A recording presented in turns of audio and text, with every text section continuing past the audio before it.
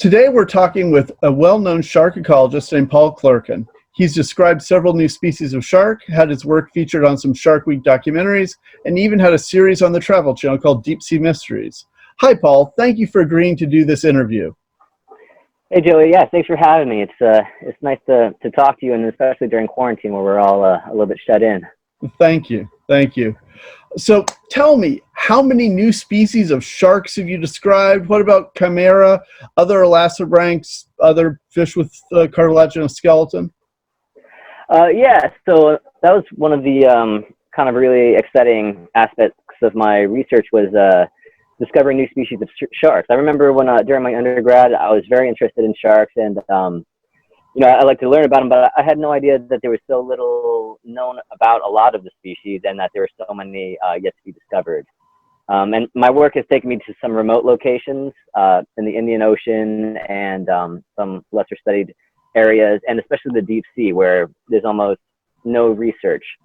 So during my work, I've discovered probably about 12 to 15 new species of sharks. Okay. Yeah, we're still sorting out. Some of them are confusing because some of them look pretty different, but genetically they're not significantly different to be their own species. They separate out genetically, but just not enough. And then some of them look exactly the same, but are genetically different species. So we're sorting out that mess.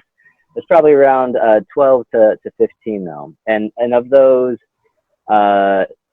we've named six. It's kind of a long process, especially with some of the more confusing ones. Yep. Every ghost shark that we encountered in the Indian Ocean was a new species. Wow. Yeah. And we've named 3 of the 4. Okay. And that's one of the species that there seems to be some different color morphs. They look different from the different locations, but genetically they're not that separate. So we have to kind of figure out what's going on there. Are they mid-speciation? Are they sharing genes? Should they be considered their own species or not? It's kind of still developing. Okay. Now, how much genetic variation do you need between the two groups to establish them as a separate species? So this is going to be outside of my expertise, the genetics parts. But we usually try to team up between the classic morphology and taxonomy and the genetic biology. So we like it to be a combination of both, which is why some of the species that are genetically distinct we haven't described yet, because we don't know how to describe them. They look like other species. And then when it comes to the genetics, you run it through a sequencer, and you get your sequence, and then you run that through pretty much a statistical package, and you try to figure out the same way you would run a t-test or any significance to see if that variation is consistent, whether it's like, they're a little bit different, which you can't call it a species, or if it meets a threshold to be its own new species. Okay. Okay, very cool. Tell us a little bit about why it is important for shark biologists to work with local fishermen. Yeah, so this is important for me for a number of reasons. One big reason is that it can be really hard to get the funding to go out and get a whole research boat, especially in the Indian Ocean. We're miles and miles away from shore, about 5 or 6 days from the closest landmass, which took us about it was over 1,000 miles.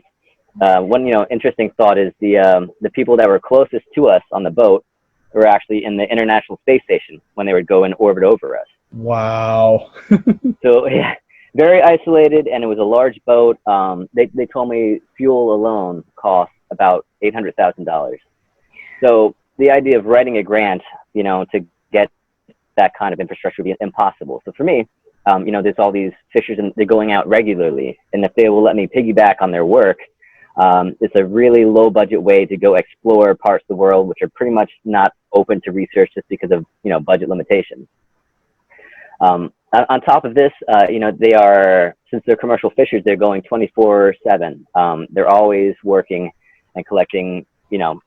They're collecting their target catch, but what they catch as bycatch, what they catch by accident, I get to examine, and that's a lot of. It's a higher volume than on most research boats. Okay. And also they know the area. You know, if someone gave me a boat and they said, go knock yourself out in the Indian Ocean, I'm sure I'd probably tangle up my nets and sink the ship before, you know, before a couple of days. So they have a lot of handed down fisher knowledge from sometimes over generations.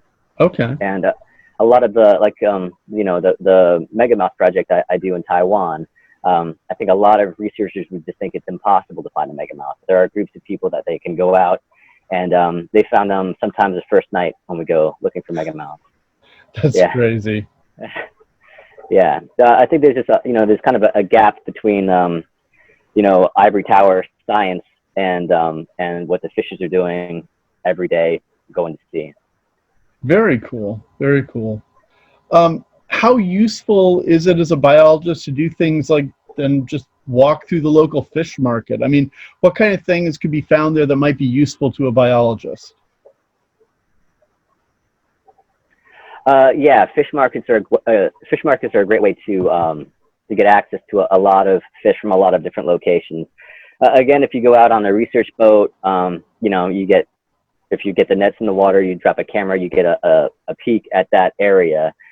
But if you go to a fish market and there's been a bunch of fishers out and they bring in everything, you get to kind of see what's in all those areas, especially if you can get some data from them, like where they have been fishing and at what depth. But yeah, especially in other countries, they tend to take everything back. So you have access to, you know, if you're collecting tissues, you could have access to a whole lot of sharks or fish, whatever you're collecting. And also some of the lesser known bycatch sharks, like they have like their trash fish, which they normally just throw away. And one of the things that I do when I'm traveling, especially in Taiwan, is I'll go through pretty much their dumpster. Okay. And they have you know, especially a lot of the deep sea fish are kind of small and just kind of squiggly, like soft-bodied animals that they're not interested in eating. And you can go through there and you can find a lot of lesser-known sharks and sometimes new species. Okay, interesting. Interesting. I know there are well over 500 species of sharks and rays, but most of the media focuses on a really small number of species, maybe 20 or less. But you were one of the featured scientists in the Discovery Channel Shark Week series that talked about some of the more obscure species. Can you tell us a little bit about the series, what kinds of sharks it featured, and what it was like to work with the Discovery Channel? Yeah, I've had a really good experience with Shark Week. They have their Alien Sharks series, and that is one of the few shows on TV that really studies like the lesser known sharks, and also the science behind it. You know, a lot of the time, especially there's a lot of great white shows.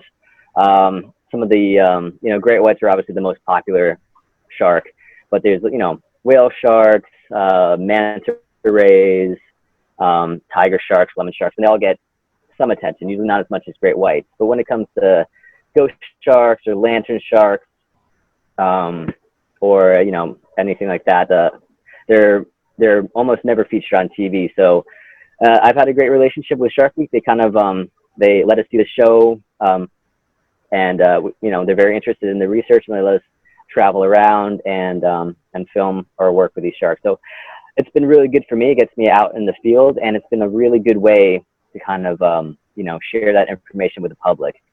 You can publish the, you know, the species descriptions, but this goes to such a limited group of people that are, you know, reading new species of deep sea sharks. But being able to just show people sitting in their living room new species and why they're important is kind of that by itself is a pretty big opportunity. Yeah, that's cool. Now, when you've been out at sea, I know you've had to put up with some pretty harsh conditions. Can you tell us about this? Yeah, you know, yeah, I've worked in the Bering Sea and the, you know, the North, East and West Pacific, the Atlantic, all across it, and the Indian Ocean. And the scariest parts are, it's never really the sharks. It's always either some of the storms and squalls that come through. We've had in the Indian Ocean, we've had some just really big waves, you know, crashing over the roof of the ship, over the wheelhouse. And that will go on for a couple of days. Just and that was pretty, you know, that you're really far out. And I was even talking to the captain, and they have all these, you know, horror stories of like seeing ships go down and they also said, if, we're so far out, like, who's going to come for us? So I remember I was talking to them. We were in a really bad squall. I could send you some pictures, and they were telling me about ships going down, or they found ships that were, floating upside down. And they said, if we think no one's coming for us. And I remember I went back to my cabin, and I was just like checking my safety gear. I made sure my flotation device had the CO2 cartridge like popped, and yeah. So that was it. And then also sometimes just working in the water near the nets. I like to try to when I work with a shark, I try to keep it in the water, and I'll jump in. And you have to keep an eye on the shark, obviously, but like the gill nets and everything are pretty much designed to ensnare things. And so I always try to, keep in the back of my mind not to get any of my gear caught, because then if I'm on, just on snorkel, I could run out of air pretty quick. So yeah, I mean, I think some of the just ocean conditions and working off of commercial fishing vessels is just inherently a little bit more dangerous than working off a research vessel. Okay, yeah, that sounds like it. What is the scariest thing you've encountered during your research? Scariest thing during my research. I mean, yeah, probably some of the storms. I've worked in the water with some threshers and hammerheads, and they're just really strong animals. So I tagged and released them, and I remember that was very exhausting. But I think danger-wise, it's probably just being in really remote areas and kind of harsh conditions. Okay. Well, actually, one of the worst situations I was on was in Alaska, where they were pulling in a net. They were pulling in a trawl out, and I was an observer, and there was a crew of 2, and they were really sleep deprived. The captain had to go home for a family emergency, and the nets were tangled up, and they were coming in, and the warp, like the cable, was cutting into the side of the boat and the A-frame. And I just remember like hearing that groaning sound, and all the horror stories I've heard about, like cables cutting through wheelhouses, and I just had to lay down on the deck until that stuff stopped. That was probably the most dangerous. It's not the most exciting story, but that was probably the most danger I've been in at sea. That makes sense. That makes sense. I'm wondering if you could tell me a little bit about laws and regulations that affect sharks. I know that sometimes laws are passed to protect one species, but that could have an unintended consequence on a different species. Can you tell me a little bit about the so-called tofu sharks? What does this have to do with whale sharks, and what other species of sharks have been affected by those regulations? Yeah, that's all. There's a lot of interesting stuff going on currently with sharks and regulations. There's a big push for to stop the shipment of shark fins. That kind of can inhibit some research with people studying spines attached to fins. Also, there's a fishery for skates and rays in Alaska, and they pretty much sell the wings, which is a modified fin. So that whole thing is a little bit muddy. And in Taiwan, they have so there was they used to eat. I'm trying to figure out the best way to deliver this story. So they're eating megamouths out there, which is one of the species that I study. And I asked them what it tastes like. What does megamouth taste like? And they said, "Oh, it tastes good. It tastes like goblin shark."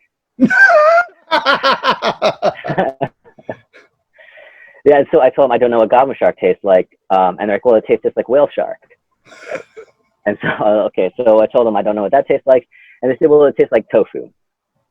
And so they were fishing for whale sharks in Taiwan, and they were selling it. They called it tofu shark, and they would cut it into little chunks and put it into soup, pretty much the same way as you would with tofu. But because whale sharks are a little bit charismatic, they're in Finding Nemo. They ban landing whale sharks, so you're not allowed to do it at all, which is good. But as a consequence, they needed to replace the tofu shark market, and now they are targeting megamouths. They used to be caught as bycatch, sometimes released, or they would sell them as a very low quality shark because they would just caught in the net. They would sell it by per pound, but they would get it up to a ton, so they'd make a good amount of money, not a ton, but a good amount of money per shark.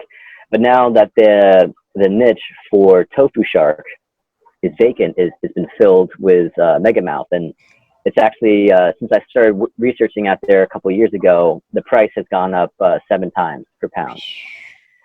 Yeah, so it's kind of a unfortunate, unintended consequence because, I mean, you know, we don't know very much at all about megamouth, but Right. they're large, they're semi-deep sea dwelling, and they probably can't handle the fishing pressure as much as whale sharks could. Of what we know now is that they're probably very slow to reproduce, and they're currently listed as least concern by the IUCN. Although they do mention that they probably would not be able to withstand any kind of fishery. Okay. So it's one of those things where there's not a lot of information, so they think that we can't regulate them. But since they're so rarely encountered, you know, humans are no threat to them. But it's kind of a, you know, a catch-22 kind of thing where, you know, there are no regulations, so they keep catching them. But you know what I mean? Like, there's also no real, because they're believed to be so rare, there's no real effort to, you know, study them or the structure of the fishery. Right, right. So, interesting.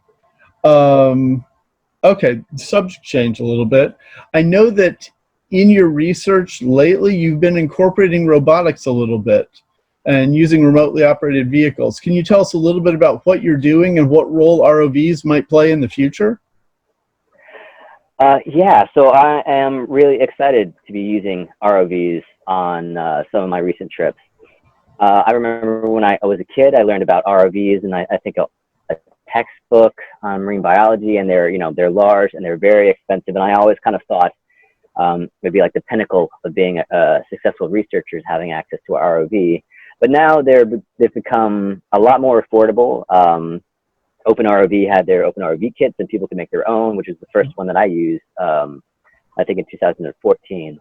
And since then, I've been using a Triton by OpenRV / SoFar Ocean, which is very intuitive. It's pretty much the controls are like a video game, and they fly pretty quickly underwater. I think you go about 2 knots, which is like 2 miles per hour, and they've been really useful. You can sound, especially when I'm working off a commercial vessel they're not really fit with a crane or anything for a large ROV, and sometimes you know, we're not set to have divers on the boat. There's no facility, and sometimes the conditions can be a little bit too dangerous to put a diver in the water. So we can send them down much deeper. We get 300 feet. We can send them out pretty far, and it's very easy, intuitive, and it's pretty affordable. And that's been great for my work because we can follow the animal for a long ways, kind of see how it swims naturally. We've been able to observe sharks that we just wouldn't be able to otherwise. Okay, that's very cool. So you're following them post-release to see how they fare? Yeah, so we've been able to we actually filmed a megamouth swimming for the full length of the tether. Yeah, and you know, it seems to just be doing this regular locomotion, which has never been done with an ROV before. We've also been able to use it to check gear. If we deploy a bruv and we want to see if the bait's still on it, if we deploy fishing gear and we want to make sure there's nothing caught in it, because you don't want the sharks caught in the net too long, we can easily just throw the thing over. It's, you know, about the size of a large laptop, and you can just, you know, swim it down to 300 feet, check on the gear, and then come back up without having to retrieve the gear or send somebody in the water. Very cool. Very cool. Now, you use the term bruv. Describe it to the students. Okay, yeah. So bruvs are they're actually really becoming popular in science. They're baited remote underwater video systems, and it's pretty much, you know, you just have some kind of bait, usually in the cage, and a camera facing it, usually in a larger array to keep everything, you know, pointed in the right direction. You know, they're simple, but they become very effective ways of cataloging what sharks are in the area, because, you know, if you have long lines out or, you know, gill nets and you're trying to sample, you're going to have kind of an automatic sampling bias. You know, whatever can bite a hook that size, whatever's in that net, whatever can't outswim a trawl. So you're going to have sampling bias, and it's also it's cheaper. It's, you know, very easy to throw a bruv overboard opposed to like organizing a tow. So it's they've become pretty popular. I'm trying to get more into them, but they seem to be a pretty good way to catalog species in areas, especially like lesser known deep sea regions. Okay, very cool. All right, Paul, I want to ask you one more question before we go. Lots of people think that marine biology is something that's limited to people who can afford to attend elite schools. If you're willing, tell us a little bit about your background. Has community college ever played a role? Yeah, so actually I had a really good experience with community college. I attended Sacramento City College out here in California for actually about 7 years, and I dabbled a lot. I just kind of took whatever classes I felt like, and I think it's probably one of my most valuable, educational experiences. I was really able to take a lot of different classes. I took, psychology, philosophy, chemistry, physics, and until I really realized I wanted to be a marine biologist. I was actually pre-med for a long time. I was in the student pre-med club. I was very active in that. And then I volunteered at a hospital out here for probably about 2 years. And I always say that's one of my most valuable internships or volunteerships because I realized that I hated it. Going to the hospital. A lot of people don't like hospitals, and I'm one of those people. And I had good grades, and I was like, okay, I'll be like a medical doctor. And I probably would have just kept studying and gone on and waited to have my medical degree before finding out that I hated hospitals. So yeah, I think going to a community college is great. You have a lot of opportunities there. There's a lot of professors, and especially if you start a relationship with a professor that will that can help you find opportunities and internships. It's a great time to volunteer and kind of really figure out what you want to do. I was just going to say, I know one thing that you've talked about in the past. Tell me about an REU. What are REUs? Oh yeah, so I was pre-med for a long time. Realized I didn't like the ER, and then I took a REU at Rutgers in New Jersey, and it was it was a really good internship because it was REU is a research experience for undergrads, and I got to kind of see what it would be like to be a marine biologist. I was still at community college. But they you get a stipend, they fly you out, and you do a summer project. You collect data that they use in publications, and you make a poster. Yeah, actually, I think it was a bunch of years afterwards. They emailed me, and they were going to use some of the data that we had collected on a paper, and I was going to be an author on it. So it was very cool, and that was that's when that really encouraged me to switch gears from medicine to marine biology, because I just had so much fun every day. We'd wake up and we'd go on the water, and we were, tagging sharks, or we're either fishing for them or following them with an acoustic receiver. So yeah, it was a ton of fun, and they're actually available through a lot of universities internationally. You can do them in the U.S. There's the National Science Foundation's RUs, but then there's also all kinds of internships you can do around the place. For that one, I chose between because I was still figuring out what I wanted to do. There was one project was tagging in New Jersey, and the other one was a project in Paris, which I thought would be cool, but that was with like culturing E. coli, which sounded less fun. So I'm glad I went with the marine biology project. That's cool. That's excellent. Anyway, I think that's really neat that community colleges were a positive experience for you and not an impediment to following marine biology. Yeah, absolutely. I think it was actually an advantage because I was able to take so much time there and take any classes that I wanted.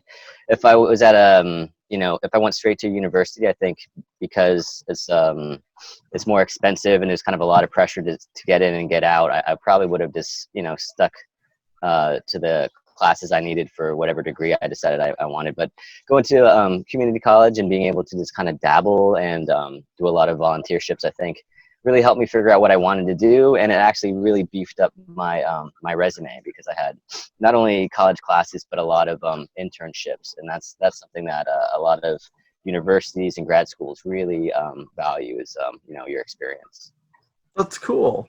Well, thank you very much for taking the time to meet with us. I really appreciate it. All right, thanks so much, Joey. Yeah, it was a lot of fun.